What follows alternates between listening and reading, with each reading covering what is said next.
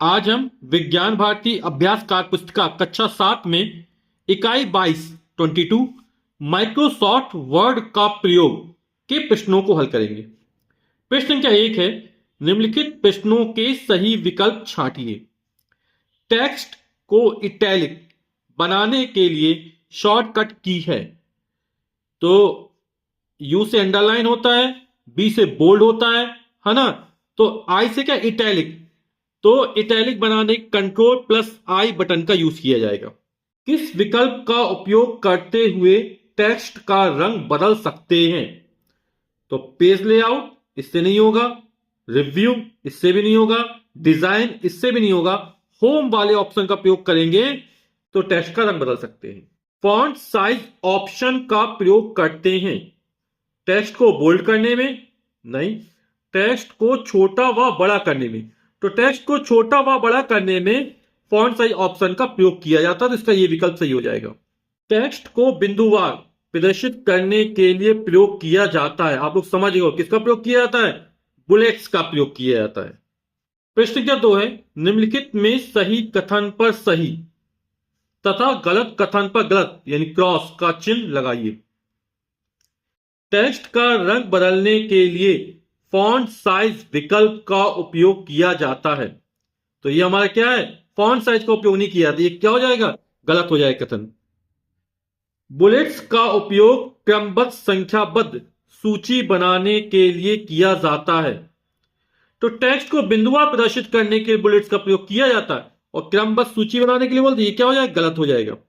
Change case option द्वारा select किए गए टेक्स्ट को अपर केस और लोअर केस में बदल सकते हैं। यह कथन बिल्कुल सही है। होम टैब के रिबन में पैराग्राफ सेक्शन दिखता, जिसकी मदद से पैराग्राफ फॉर्मेटिंग करते हैं। तो यह कथन क्या हो जाएगा? यह कथन बिल्कुल सही हो जाएगा। नेक्स्ट है, पैराग्राफ फॉर्मेटिंग में हम किसी भी टेक्स्ट की नंबरिंग कर सकते हैं। तो यह कथन भी बिल्कुल सही है। प्रश्न संख्या 3 है, रिक्त स्थानों की पूर्ति कीजिए। का नंबर है, टेक्स्ट को मोटा दिखाने के लिए फॉर्मेटिंग का उपयोग किया जाता है। तो टेक्स्ट को मोटा दिखाना मतलब बोल्ड करना, तो बोल्ड फॉर्मेटिंग का उपयोग किया जाएगा। किसी पैराग्राफ को दोनों किनारों पर समान रूप से संरेखित करने के लिए विकल्प का उपयोग किया जाता है। तो इसमें जो विकल्प है वो है जस्टिफाई। टेक्स्ट का आकार बदलने के लिए विकल्प का उपयोग किया जाता है।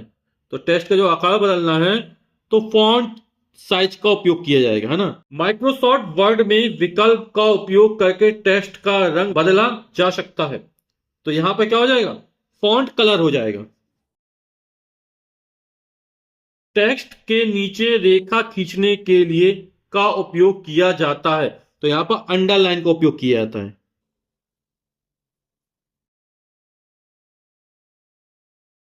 प्रश्न के 4 है, स्तंभ का मिलान स्तंभ खा से कीजिए। नंबरिंग का प्रयोग, और नंबरिंग का प्रयोग जो किया जाता है वो टेक्स्ट को क्रम से व्यवस्थित करने के लिए किया जाता है। फिर टेक्स्ट फॉर्मेटिंग है। तो टेक्स्ट फॉर्मेटिंग क्या है? कोई टेक्स्ट को बोल्ड, इटैलिक, अंडरलाइन या कलर करना ही टेक्स्ट फॉर्मेटिंग है। फॉन्ट ऑप्शन से, और फॉन्ट ऑप्शन से क्या करते हैं? टेक्स्ट के साइज को कम या ज्यादा करते हैं। अलाइन लेफ्ट ऑप्शन से लेफ्ट में जाएगा, यानी लाइन या पैराग्राफ बाईं ओर करते हैं। और शेडिंग विकल्प का उपयोग लाइन या पैराग्राफ के पीछे अन्य रंग लगाने के लिए किया जाता है। प्रश्न के 5 है, निम्नलिखित के लिए किस शॉर्टकट कीज का प्रयोग करते हैं? तो अंडरलाइन करने के लिए कंट्रोल प्लस यू, ठीक है, अंडरलाइन खींच जाती है। बोल्ड करने के लिए, टेक्स्ट को मोटा करने के लिए कंट्रोल प्लस बी का प्रयोग किया जाता है। इटैलिक करने के लिए कंट्रोल प्लस आई का प्रयोग किया जाता है।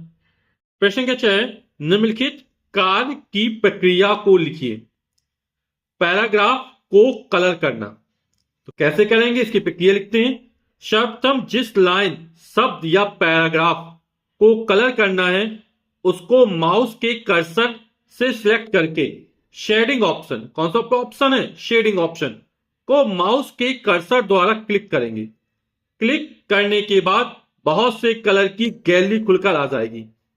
जो कलर हमें पसंद हो उस पर क्लिक कर देंगे, हमारा सिलेक्ट हुआ पैराग्राफ या लाइन कलर हो जाएगा।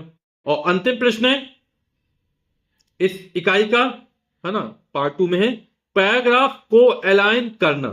सबसे पहले हम माउस की मदद से जिस लाइन या पैराग्राफ को दाएं बाएं करना है उसे सिलेक्ट करते हैं। यदि लेफ्ट ले जाना है तो अलाइन लेफ्ट पर क्लिक करेंगे। इसी तरह यदि सेंटर में रखना है तो अलाइन सेंटर पर क्लिक करेंगे। राइट यानी दाएं, लेफ्ट यानी बाएं, तो राइट या दाएं ले जाना है तो अलाइन राइट पर क्लिक करेंगे। अगर पैराग्राफ की सभी लाइनों को बराबर रखना हो तो जस्टिफाई पर क्लिक करेंगे। वीडियो देखने के लिए आप सभी का बहुत बहुत धन्यवाद। Thank you so much.